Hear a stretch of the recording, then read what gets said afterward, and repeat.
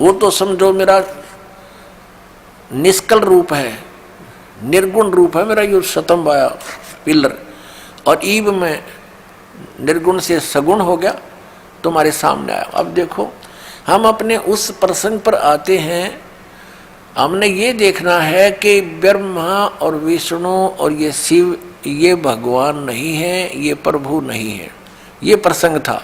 यदि ये दास वैसे सिंपल कह कर छोड़ देता तो बहुत विरोध मान लेते भक्तजन, क्योंकि उन्होंने पूरा अज्ञान सुना हुआ है, ज्ञान नहीं सुना, सदग्रंथों का उनको ज्ञान नहीं, इसलिए सदग्रंथों को रूप रूप करना अनिवार्य हो गया है। अब आगे ये क्या कहता है देखिएगा, ये प्रश्न नंबर 18 अध्याय 10 चल रहा है, प्रश्न नंबर 18 पे, और शिवपुराण विद्वेश्वर संहिता भाग 1 10वां अध्याय हम यहाँ पढ़ते पढ़ते आ गए। 9वां अध्याय यहाँ समाप्त हो गया। जो हमने यहाँ पढ़ लिया, इससे मैं अज्ञात रूप हूँ, पीछे तुम्हें प्रकट देने के लिए निमित्त साक्षात ईश्वर, तत्क्षण ही मैं सगुण रूप हुआ हूँ। अब यहाँ नीचे आ जाएंगे इसके।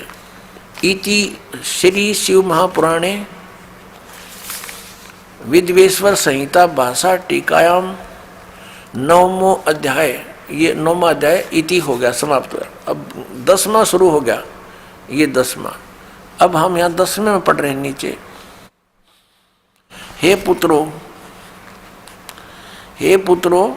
ब्रह्मा और विष्णु को इनका पिता वो सदाशिव काल कह रहा, हे पुत्रों, यह कृत आपने तप से प्राप्त किया है, जो कि सृष्टि की उत्पत्ति और पालन कहता है, सो मैंने प्रसन्न होकर तुम्हें दिया है।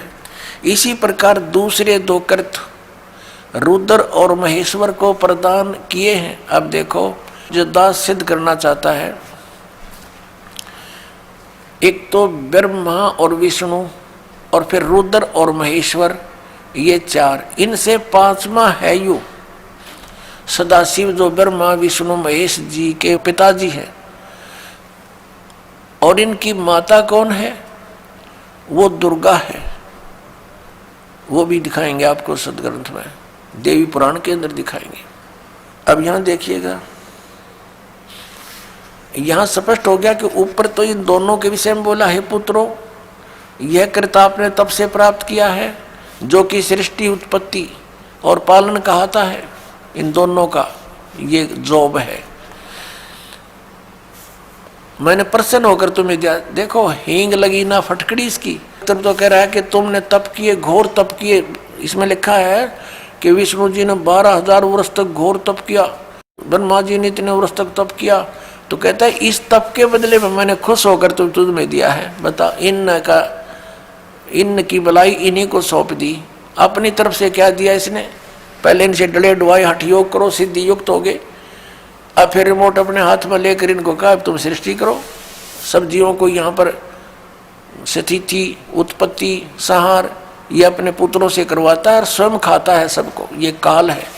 गीता जी अध्याय नंबर 11 के श्लोक नंबर 32 में कहता है, मैं काल हूँ अर्जुन, और अब प्रकट हुआ हूँ, अब आया हूँ मैं, अब प्रवृद्ध हुआ हूँ। और श्री अर्जुन जी पूछ रहे हैं कि हे महानुभाव, आप कौन हो? मैं आपसे परिचित नहीं हूँ। अरे अर्जुन का साला था श्री कृष्ण, और उससे अपरिचित हो गया इतनी जल्दी? क्योंकि वो श्री कृष्ण था ही नहीं, श्री कृष्ण में प्रवेश वो काल था। और जब बाहर निकल कर देखा तो उसका इतना रूप हो बाहर निकल गया उससे, जब विराट रूप दिखा श्री कृष्ण थे। श्री कृष्ण तो ओझल हो गया, दिखाई भी नहीं दे रहा था उनकी रोशनी के अंदर। और अर्जुन कह रहा, पूछ रहा आप कौन हो? मैं आपको पहचान नहीं पा रहा हूँ। तो काल था। वो कहता मैं काल हूँ और सबका नाश करने के लिए अब प्रवृत्त हुआ हूँ। तो ये इनका पिता है। और वो क्या कह रहा है कि ब्रह्मा और विष्णु तुम्हें दो जो कृत जॉब दिए हैं, तुम्हारे को 2 विभाग दे दिए। एक तो उत्पत्ति विभाग, रजोगुण विभाग से उत्पत्ति होती है, ब्रह्मा जी को रजोगुण युक्त कर दिया और विष्णु जी को सतोगुण युक्त कर दिया, और तीसरे अपने पुत्र को तमोगुण युक्त कर दिया, अपना स्वरूप बना लिया। कहते सदाशिव कहता है जब ये खड़ा है कि मैं इन्हीं के रूप, ये मेरे ही स्वरूप में है। और ये कैसे छल करता है जब किसी को विष्णु रूप में दर्शन देता है तो उसमें अपना विष्णु रूप धारण कर लेता है और उसी विष्णु रूप में संबोधन करता है, तो उस कारण से विष्णु पुराण बन गई। और जिसमें इस शिव रूप में धारण करके किसी को ज्ञान दिया है तो उसके आधार से शिव पुराण की रचना होगी। ये है वो काल जो कहता मैं कभी अपने ओरिजिनल रूप में किसी के समक्ष नहीं होता, मेरे कर्म और जन्म अलौकिक हैं। गीता जी के अध्याय नंबर 4 के 5 और 9 में इसने स्पष्ट किया है। और साथ में कहा है कि जब धर्म की ग्लानि होती है मैं अपने अंश, अपने आत्मा, अपने अंश अवतारों का सृजन करता हूँ, उनको यहाँ प्रकट करता हूँ, भेजता हूँ, उत्पन्न करता हूँ। जैसे श्री राम, श्री कृष्ण आदि। अब देखिएगा नीचे, अब ये दास दो सिद्ध करना चाहता है कि दो तो ये ब्रह्मा और विष्णु हो गए, इस प्रकार दूसरे दो कृत रुद्र और महेश्वर को प्रदान किए हैं। दो अच्छी 4 हो गए ना, एक रुद्र एक महेश्वर और 5वां यू बोलने लग रहा। अब आगे हम चलते हैं, ये प्रमाणित करते हैं। ये देखिएगा यहाँ पर, ये प्रश्न नंबर 19 है।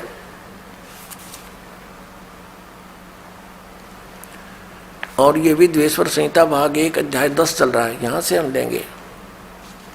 हे सौम्य, मेरे अज्ञान से विमुख होने से तुम्हें अज्ञानता आ गई।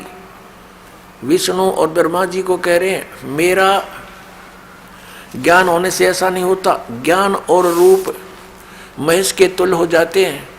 इस कारण इस ज्ञान की सिद्धि के निमित्त ओंकार नामक मंत्र जप करो। अभिमान दूर करने वाला, यह अभिमान दूर करने वाला है। सोई निज मंत्र उपदेश करते हैं। यह ओंकार मेरे मुख से उत्पन्न होने से मेरे ही रूप का बोधक है, यानी ब्रह्म का, और महामंगल करने वाला है। यह वाचक है, मैं वाच्य हूँ। यह मंत्र मेरा आत्मा है कि उसके स्मरण से मेरा स्मरण होता है। उत्तर की ओर मुख से आकार का, इसका बहुत वर्ण दे रखा है। पश्चिम के मुख से उकार का, दक्षिण के मुख से मकार का, पूर्व के मुख से बिंदु का और मध्य के मुख से नाद उत्पन्न हुआ है। इस प्रकार 5 प्रकार से यह निर्गत हुआ। सब एक होकर ओम ऐसा एक अक्षर हो जाता है। ओम ऐसा एक अक्षर हो जाता है। अब हम इससे इतना ही लेंगे। इस पवित्र पुराण ने हमारा बहुत सा काम हल्का कर दिया इस दास का। एक तो ये सिद्ध कर दिया कि ब्रह्मा और विष्णु और शिव और रुद्र, महेश्वर जिसको कहते हैं, ये भगवान नहीं है, ये ईश नहीं है। इसलिए दास कहता है कि 3 मुख्य रूप में दास के प्रवचनों में ये ब्रह्म समझो। एक सरब्रह्म, एक अक्षर ब्रह्म और तीसरा परम अक्षर ब्रह्म।